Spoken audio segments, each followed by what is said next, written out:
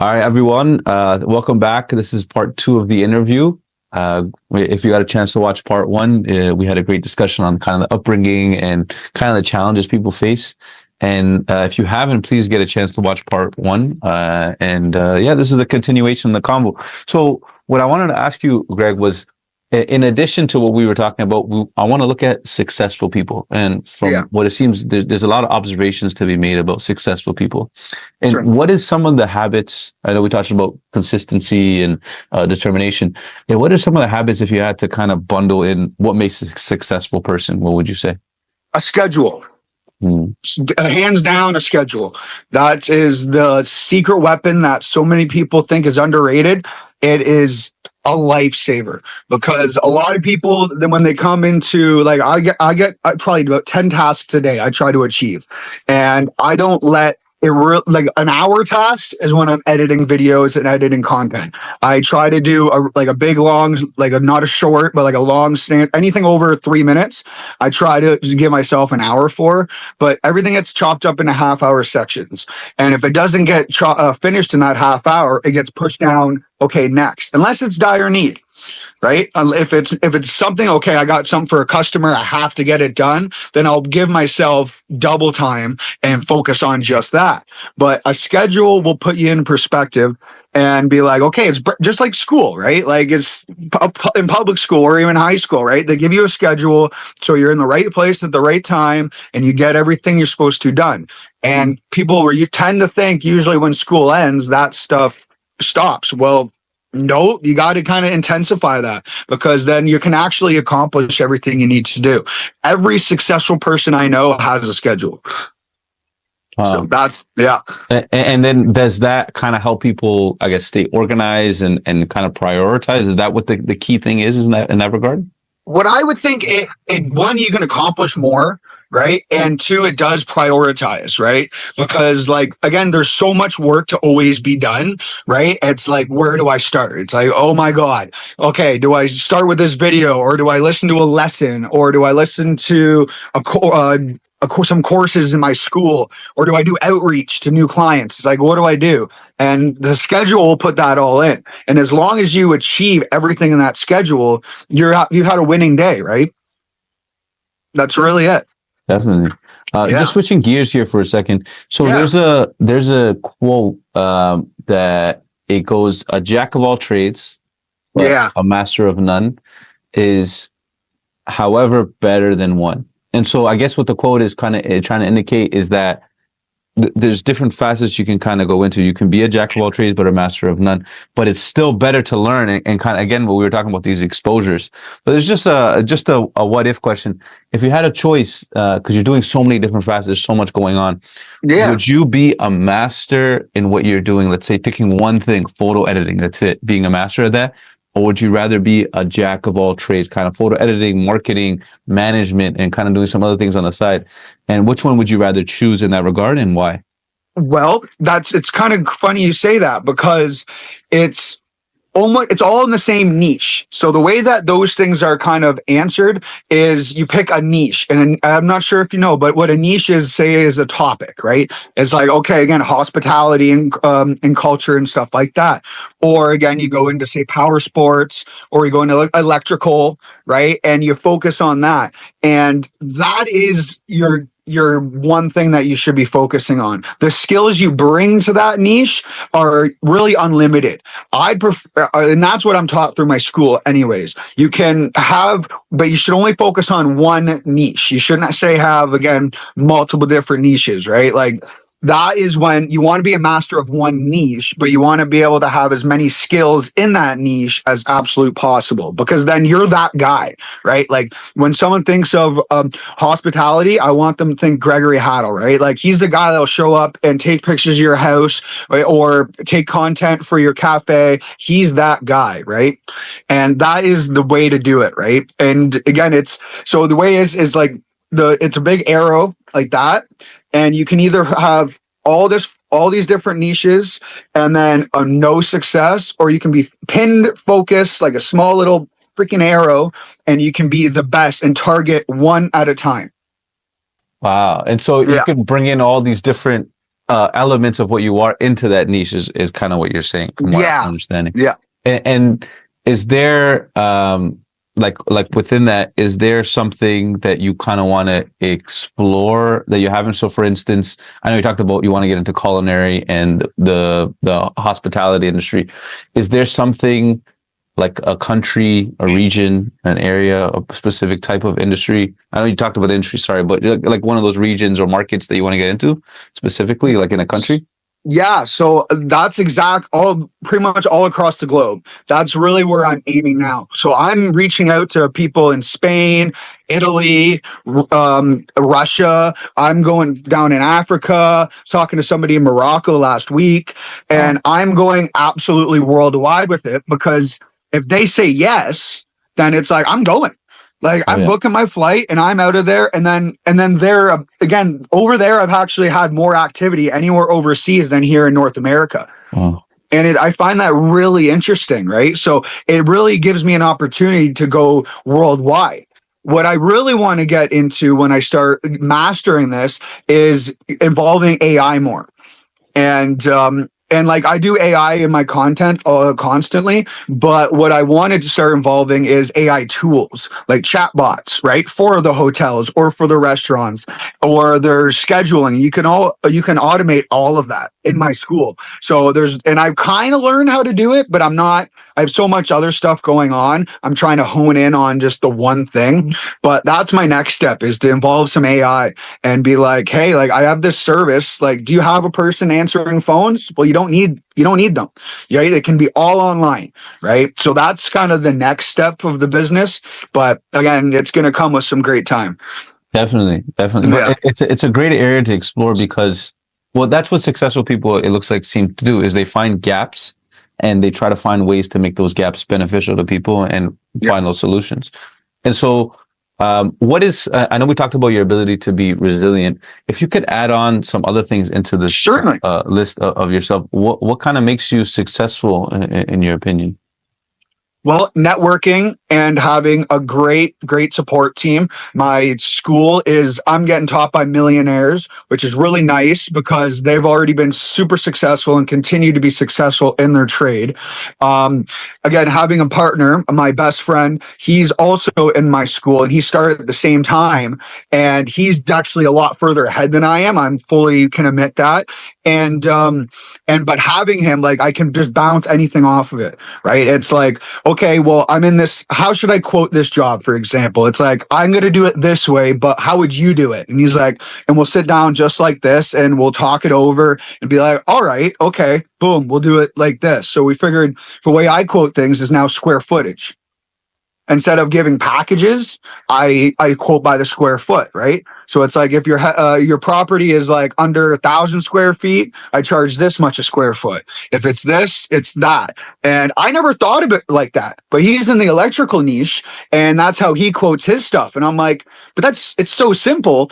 But I would have never have thought of it like that. But it breaks it down for the customer so they actually see everything that they're putting their money into, right? So that is like, again, networking, that has been such a big thing for myself, because I barely knew how to open up Microsoft Word or Google, right? Until I started this whole program. And if it wasn't for everybody else saying like, all right, like, okay, then I wouldn't have been able to, I probably would have, but it would not this fast. Like I know I'm capable, but I wouldn't have been able to do it this fast. So again, networking is such a thing. What else? It was, again, just, I had, again, no choice. Like it brings up opportunities for yourself when you put yourself into that situation.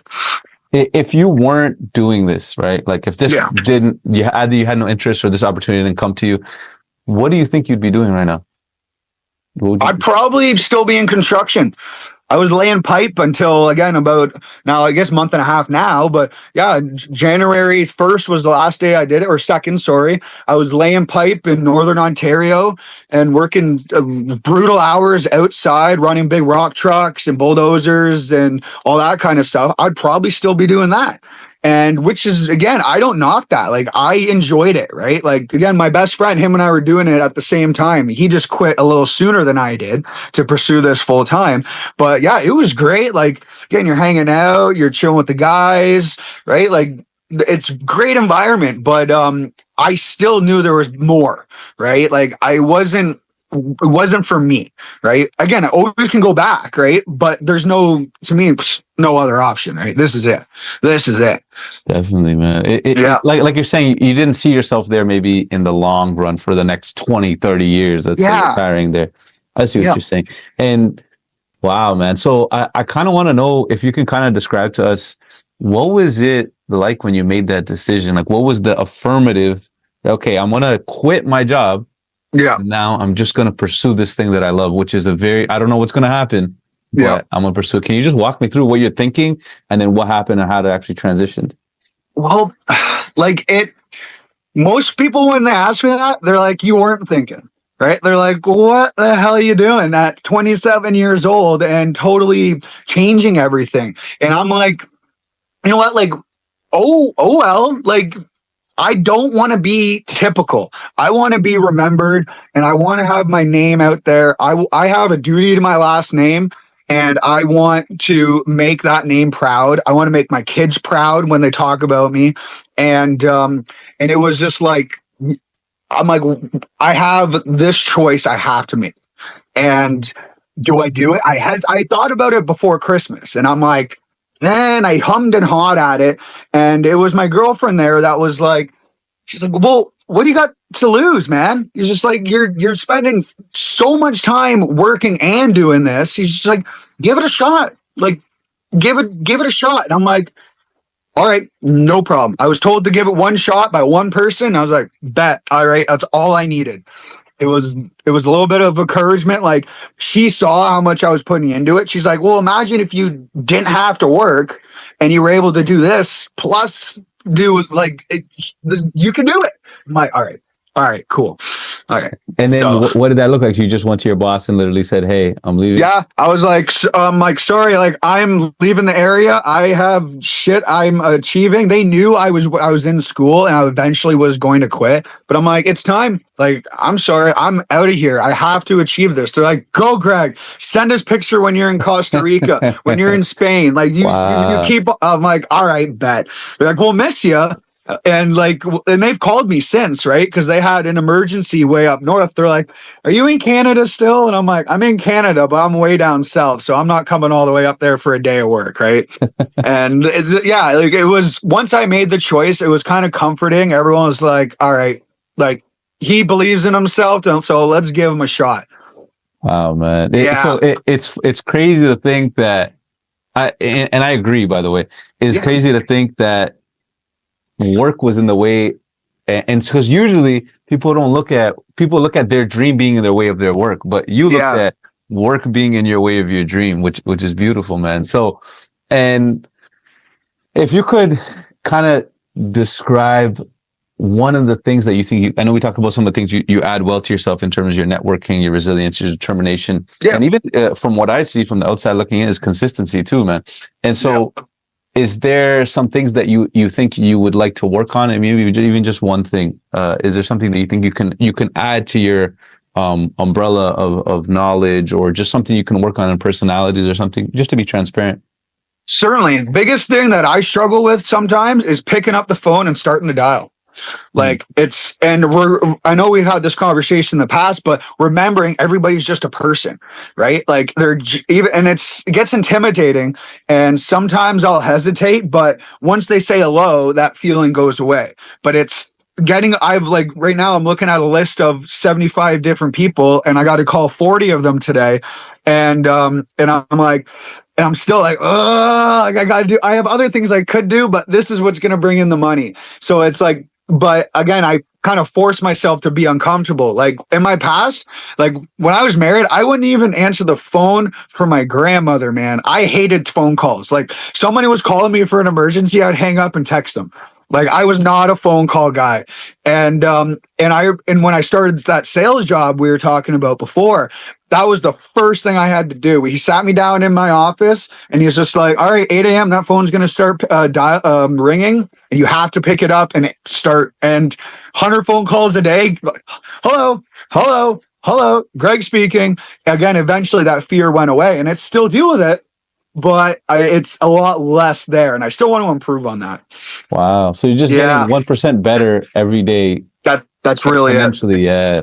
Okay.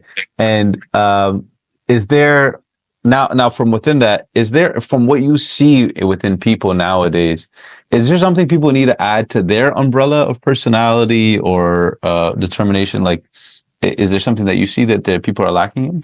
Yeah, cut the insecurities. Stop. It's like there's so many people out there that are, again, the successful ones. They don't care what they show a good, like, their appearance. They respect their appearance, but they don't care what the outside's thinking about them. And that was a big switch for me too, because when I started school, I remember telling people, even like my grandparents or my parents, would be like, well, I hope that works for you, because they're the older generation, right? And I'm like, they're like, well, you can't quit your job because you've committed to it. And I'm like, no, you got to chase money. You got to chase where there's money now. It's a whole other world, right? Like, and yeah, don't worry about what other people are thinking about you, because if you're so determined and you actually believe what you're going to do is going to work out, then kind of screw them. The amount of no's you're going to have to say, the amount of sorry, I'm busy and I'm doing this, and people are going to make fun of you. They're going to invite you to the club, or they're going to invite you to this or that. And you got to just have the momentum to say, nope, I no, like, no. And they might judge you for it, but they're not the ones working. You are, right? And you got to be proud of that. As we were talking, little wins. Little wins is saying no to temptation. Oh, man. Yeah.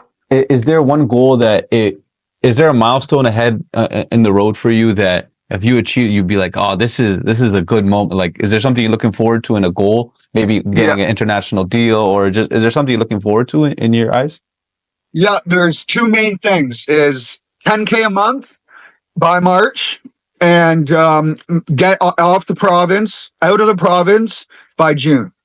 Wow. Those are two things. And if they happen in opposites, like I might be out of the province by March, by, again, a couple weeks, but I might not make my 10K month till June, or vice versa. But those two things have to happen before June, and there's no questions about it. So when that happens, Greg, let's say within those timeframes, when that happens, let's say 5 years down the line, now you've been consistently making hopefully even more than 10K at that point. Yeah. And you're living somewhere else. Is a lot of people get complacent and they get comfortable where they are. And it actually, you see successful people ruin their opportunity, and they kind of go down that domino effect and down the stairs. Is there something that you think you should do? Is there a message maybe for yourself when you become successful to kind of avoid those errors or not being complacent? What would be some advice you have for yourself? Be comfortable with being uncomfortable. That would be my biggest thing, because again, people get to that level where they're like, I can relax now.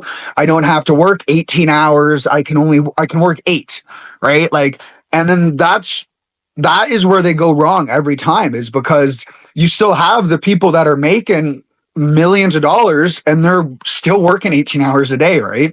Like, they'll go and do an interview like how we're doing, hop in their car, how someone else is driving, hop on their laptop, and they're working until they shut their eyes. And then as they're shutting their eyes, they're shutting their laptop. And they wake up doing the same thing.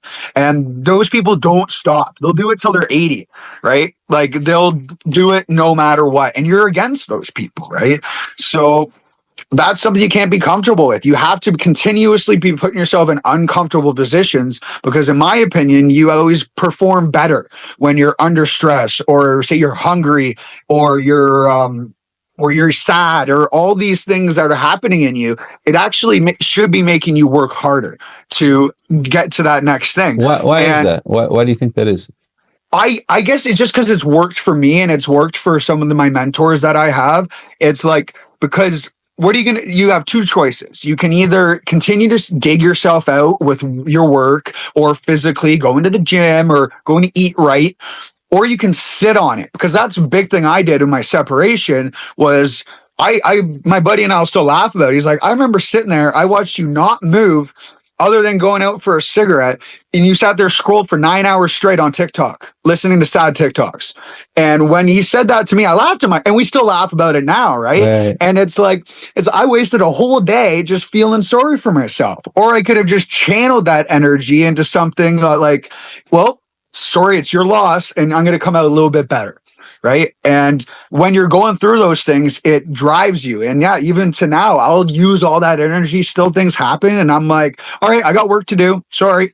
And it makes me feel better. It's like, okay, look at all what I accomplished today. Right. Like nobody else is doing that. Not all the people that are feeling like that. They're not doing that. So I feel truly that will start the fire. And it's hard to take that step, man. Like it's not, especially when you're in your head and you can't focus on nothing else. Just okay, I have this to take care of. That it's next to impossible, but not impossible. Wow, man. Yeah. And comment on your friend, man. It seems like he's had a really good influence on you. You want to absolutely shout him out, or what are some of the things that so my best friend, Jacob Edwards, he was literally the opposite of me. We grew into high school together. And we've been best friends for many years, and we were total opposites. He was the glasses kid, and I was the jokester, and we were always kind of in the same friend group. And then got out of high school, and we started doing camping and like winter camping and stuff like that because no one else really in our age group was worried about that. They're all too worried about going out and all that. Well, we're like, oh, let's start going camping, and then a couple $1,000s in gear later. We're going out almost every other weekend. We're going snowmobiling. And then when I went out through my separation, well, friends pick sides, and most of the friends picked her side, which again, I can't control other people, but he didn't. He didn't choose any sides, and he was just there for me and got me through that. And then again, he was in sales pretty much right out of high school. His family had a business, so he was always in sales. We were always able to talk about work and money and like how to finesse money and how to just do things. And then we got into cryptocurrencies together. I taught him how to get into that.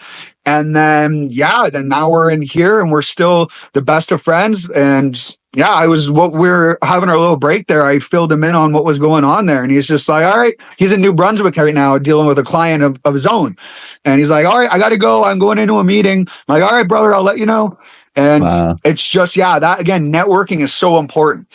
Definitely, man. Man. There's a good saying is where you find your friends at your lowest points in life. And so certainly.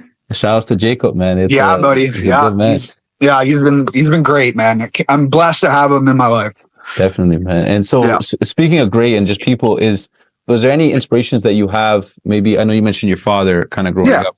You can also comment on him, but is there maybe some people you saw, and you mentioned Jacob too? Is there just any people that you saw that you didn't maybe not even know from online and stuff like that you were inspired by?